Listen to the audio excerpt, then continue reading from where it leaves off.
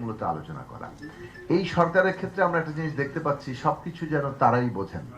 এটা তো শেখ হাসিনা সিনড্রোম হলো, তাই না? মানে হাসিনাগিরি একটা ব্যাপার আছে, যে এখানে তারাই সবকিছু বোঝেন এবং তারাই সব ঠিকঠাক করে ফেলবেন। যখনই স্টেক হোল্ডারদের সাথে আলোচনার গণতান্ত্রিক পদ্ধতির কথা বলা হচ্ছে, তখন ওই যে বন্ধ হয়ে যাচ্ছে, আগে থেকেই ঠিক করা হচ্ছে কাদের কাছে কথা শোনা হবে, কাদের কাছে কথা শোনা হবে না। তো এই জায়গাটা আমরা তীব্রভাবে সমালোচনা করি। এই রক্তস্নাত অভ্যুত্থানের উপর দাঁড়িয়ে থাকা সরকার, রাজনৈতিক দলগুলোর সমর্থনের উপর দাঁড়িয়ে থাকা সরকার যারা আন্দোলন করেছে, তারা এখন একতরফা ভাবে সিদ্ধান্ত গ্রহণ করবে, সেটা বন্দর হোক আর সেটা নতুন এই আমাদের তথ্য প্রযুক্তি নীতিমালা হোক, অথবা মোবাইল ফোনের ক্ষেত্রে নীতিমালা হোক, রেজিস্ট্রেশন নীতিমালা হোক, কোনো ক্ষেত্রেই আসলে স্টেক হোল্ডারদের সাথে আলাপ আলোচনা ছাড়া তারা যেভাবে একতরফা সিদ্ধান্ত নিচ্ছেন, এটা গ্রহণযোগ্য নয়। ২ নম্বর জিনিস হচ্ছে যে ব্যবসা বাণিজ্যের পলিসির ক্ষেত্রে এই যে একটা একচেটিয়া তৈরি হওয়া, কিংবা সিন্ডিকেট তৈরি হওয়া, কিংবা কোনো না কোনো গোষ্ঠী স্বার্থকে সহায়তা করা কিংবা সহায়ক হয় এইরকম নীতি তৈরি করা, এটা আমরা ঘোরতর বিরোধী। আমরা রাজনৈতিকভাবে এই দাবি করেছি, এই নিয়ে আন্দোলন করেছি এবং ভবিষ্যতেও করব, যে মানে যে সরকারি গঠিত হোক, আমরা এই প্রশ্নগুলো তুলব যে এইখানে একচেটিয়াকরণের বিরুদ্ধে আমাদের যেতে হবে। এবং জাতীয় অর্থনীতি বিকাশের ক্ষেত্রে একচেটিয়ার প্রবণতা থাকে আধুনিক ধনতান্ত্রিক ব্যবস্থার মধ্যে, কিন্তু সেখানে একচেটিয়া যাতে শেষ পর্যন্ত প্রাধান্য বিস্তার করতে না পারে, সেই জায়গাটা আমাদের পলিসির মধ্যে থাকা দরকার। এখন এইখানে তো পরিষ্কারভাবে বোঝা যাচ্ছে যে একটা কতগুলো কোম্পানির যারা ক্ষমতার সাথে যুক্ত, তারা আসলে একচেটিয়া একটা ব্যবসার ক্ষেত্র পাচ্ছে। এটা ছিল এগেই না শেখ হাসিনার শাসনের বৈশিষ্ট্য, যে এক ধরনের ক্রনিক ক্যাপিটালিজম, পোষ্যরা সব অর্থনীতি পাবে, পৃষ্ঠপোষকতার অর্থনীতি, এইটা তারা ক্ষমতার ছায়াতলে থেকে সবকিছু নিয়ন্ত্রণ করবে, সেটা দেখা যাচ্ছে কন্টিনিউ করছে। এবং সরাসরি আগের যারা বেনিফিশিয়ারি, তারা আবার এখানে ফেরত এসছে। তো সেই জায়গাটা খুবই বিপজ্জনক, খুবই দুঃখজনক, এবং সেই বিষয়গুলো নিয়ে আমাদের আসলেই সবার কথা বলা দরকার।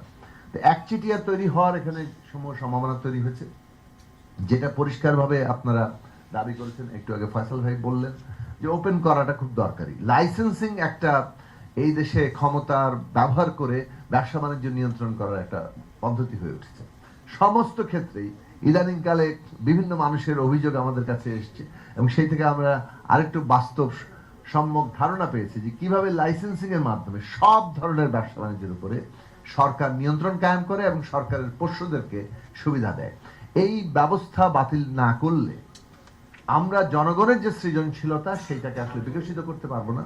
এবং মূলত ব্যবসা বাণিজ্য আসলে সরকারের বেশিরভাগ ক্ষেত্রে অসহযোগিতা, কিংবা তাদের লাল ফিতার দৌরাত্ম্য, তাদের নানা ধরনের মানে রেগুলেশনের নামে এক ধরনের কন্ট্রোলিং, এইগুলোর মধ্যে থেকেও কিন্তু জনগণের সৃজনশীল উদ্যোগের মধ্যে দিয়ে সফল হয়েছে। বাংলাদেশ যে এতটুকু অ্যাডভান্স করেছে, তার প্রধান অবদান আমাদের দেশের মানুষের।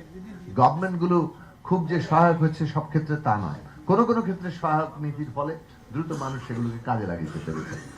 তো সেই জায়গা থেকে আমাদের মানে পলিসি সংক্রান্ত আমাদের দাবি হচ্ছে যে এইখানে এই লাইসেন্সিং এর মাধ্যমে নিয়ন্ত্রণ যাতে না হয়। আমদানি থাকবে, যদি এখানে লোকাল প্রোডাকশন হয় সেটা হবে, এবং সেই অনুযায়ী নীতিমালার ক্ষেত্রে নিশ্চয়ই লোকাল প্রোডাকশন গুরুত্ব পাবে, এবং তাদের কিছু সুবিধা আমাদের দিতে হবে জাতীয় অর্থনীতির জন্যই। কিন্তু সেটা যদি এরকম দাঁড়িয়ে যায় যে আসলে লোকাল প্রোডাকশনের নামে অ্যাসেম্বলিং হচ্ছে, এবং এটা ট্যাক্স ফাঁকির একটা মূলত মাধ্যম হয়ে উঠছে। যে কথাটা বললেন যে 50% একটা ডাইরেক্টলি ফোন আনলে 57% ট্যাক্স দিতে হয়, আর আমি যদি এটাকে ভাগ ভাগ করে নিয়ে আসি, তাহলে আমি 7% দিয়ে এখানে করে এটাকে করতে পারি। তো গভর্নমেন্ট, জনগণ ট্যাক্স পাচ্ছে না, সরকার ট্যাক্স পাচ্ছে না, অথচ কতিপয় লোক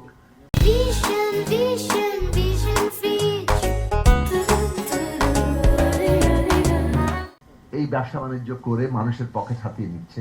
সেইটা আমাদের দাম তো একই রকমই রাখছে, সে 7% দিচ্ছে বলে দামটা যে কমিয়ে দিচ্ছে তা নয়, আচ্ছা ডাবল দিচ্ছে, আপনি যে হিসাবটা দিলেন। ফলে এইটা আমার মনে হয় যে নিশ্চয়ই খসরু ভাই এই বিষয়ে তার নোট রাখছেন, যে সরকারও লাভবান হতে হবে, যারা ক্ষুদ্র মাঝারি ব্যবসায়ী তারা লাভবান হতে হবে। আর গভর্নমেন্ট যদি ক্ষুদ্র এবং মাঝারি উদ্যোক্তাদের পক্ষে নীতি না করে, একচেটিয়ার পক্ষে নীতি করে, সেটা কোনো গভর্নমেন্ট, সেই গভর্নমেন্ট গণবিরোধী, এটা পরিষ্কারভাবে আমাদের সিদ্ধান্ত নিতে হবে। ফলে সেই জায়গাটা খুব জরুরি। আর ফরেন ডিরেক্ট ইনভেস্টমেন্টের একটা বড় এ নিয়ে অনেক রিসার্চ হয়েছে পৃথিবীব্যাপী, এমনকি ওয়ার্ল্ড ব্যাংকের রিসার্চ এটা এসেছিল যে ফরেন ডিরেক্ট ইনভেস্টমেন্ট সেই সব দেশে ইতিবাচক ফলাফল দেয় যারা ওইখানে টেকনোলজি ট্রান্সফারের ব্যবস্থা রাখে এবং সেইটা বিনিয়োগকে, মানে অর্থাৎ ওই লাভ অংশ দিয়ে সেই দেশেই বিনিয়োগের রাস্তা পরিষ্কার করে এবং অভ্যন্তরীণ প্রতিযোগিতার জায়গাটাকে উৎসাহিত করে। এখন যদি এটা উল্টো নীতি হয় যে আমরা টেকনোলজি ট্রান্সফারের কোনো ব্যবস্থা নাই, আমাদের এখানে মানে কিউমুলেটিভ বিনিয়োগ, মানে ফার্দার বিনিয়োগের কোনো ব্যবস্থা নাই, টাকা এখান থেকে লাভ করে বের করে নিয়ে চলে যাবে, যেভাবে মোবাইল কোম্পানিগুলো মানে এখান থেকে টাকা নিয়ে চলে যাচ্ছে। আর যদি আমরা অভ্যন্তরীণ প্রতিযোগিতা বন্ধ করে দিয়ে একচেটিয়া কায়েম করে, তাহলে সেই দেশে ফরেন ইনভেস্টমেন্ট একটা মানে পুরো দেশটাকে খেয়ে ফেলার ব্যবস্থা করে। এই উদাহরণ কিন্তু পৃথিবীময় আছে। সুতরাং আমাদের পলিসি হবে আমরা ফরেন ইনভেস্টমেন্ট চাইবো, বিদেশি কোম্পানিরা আসবে, কিন্তু সেটা বাংলাদেশের শেষ পর্যন্ত প্রোডাক্টিভ ক্যাপাসিটিটাকে বাড়াচ্ছে কিনা, এইখানে দেশীয় উদ্যোগগুলোকে আরো শক্তি মানে প্রতিযোগিতার মধ্যে আনতে সক্ষম করে তুলছে কিনা, টেকনোলজি ট্রান্সফার করছে কিনা, এই পলিসিটা নেওয়া দরকার। সবশেষে আর একটু আমার মনে হয় যে ওনারা বলবেন, ফলে আমি আর কথা না বাড়াই। আমি একটা বিষয় নিয়ে একটু কথা বলতে চাচ্ছি, সেটা হচ্ছে সার্ভেলেন্স ক্যাপিটালিজম এখন তারা নিয়ে আছে। মানে অনেকেই বলছেন, ফয়সাল ভাইও বললেন, এনইআইআর দরকার, আমাদের রেগুলেশনস দরকার, কিন্তু এই যে আমরা যখন মানে নিয়ন্ত্রণ মানে কি রেগুলেশনস এর জায়গায় যাই, সেটা মোবাইল ফোনে নজরদারি, আমার প্রত্যেকটা ডিভাইস ন্যাশনাল ইকুইপমেন্ট, একটা পার্সোনাল মোবাইল কিভাবে ন্যাশনাল ইকুইপমেন্ট হয়ে ওঠে, হতে পারে ন্যাশনাল সিকিউরিটি। কিন্তু ন্যাশনাল সিকিউরিটি একটা রেটরিক, যেটার মধ্য দিয়ে কিন্তু সারা পৃথিবীতে মানুষের অধিকার, ব্যক্তিগত অধিকার, স্বাধীনতা, সেটা অনেক বেশি খর্ব হয়ে হয়ে এসে এখন বিগ ব্রাদারদের মানে কি বলে সারাক্ষণ নজরদারির মধ্যে আমরা একটা পড়ে গেছি। সো এটা ফিলসফিক্যাল কোয়েশ্চেন যে আলটিমেটলি আমরা ব্যক্তির স্বাধীনতাকে আরো প্রসারিত করব, নাকি কোন এক বিগ ব্রাদার সারা পৃথিবীতে আমরা কে কি করছি সব দেখবে।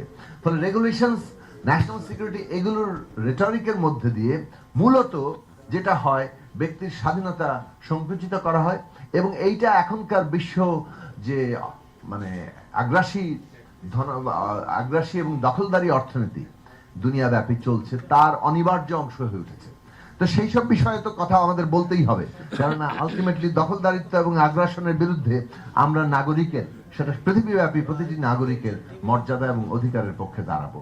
ফলে রেগুলেশনসও এই যে আপনারা যেটাকে খুব সেলিব্রেট করেন আনক্রিটিক্যালি, যে না যে কোনো রেগুলেশন মানে খুব দরকারি, রাষ্ট্রের হাতে ক্ষমতা আনতে হবে, কিন্তু ক্ষমতার এই কুক্ষিগতকরণ শেষ পর্যন্ত কাদের লাভবান করে সেটা শেখ হাসিনা আমাদের দেখিয়ে দিয়ে গেছেন।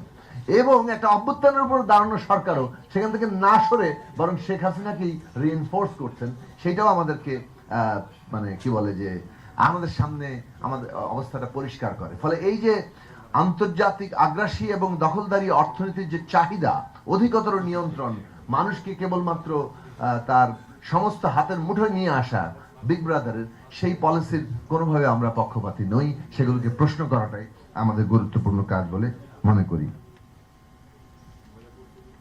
আর সবশেষে আবারও বলবো, এই যে নীতিটা, এই নীতি অবশ্যই স্টেক হোল্ডারদের সাথে আলোচনা করতে হবে এবং এর রিভাইজ করতে হবে, এবং এইটা ক্ষুদ্র এবং মাঝারি শিল্প যেটা ব্যবসা যেটা ইতিমধ্যে দাঁড়িয়ে আছে, তাকে তার সুরক্ষা নিশ্চিত করে তারপরে এটা কার্যকরে চিন্তা করতে হবে। ধন্যবাদ আমাকে এখানে আমন্ত্রণ দেওয়ার জন্য।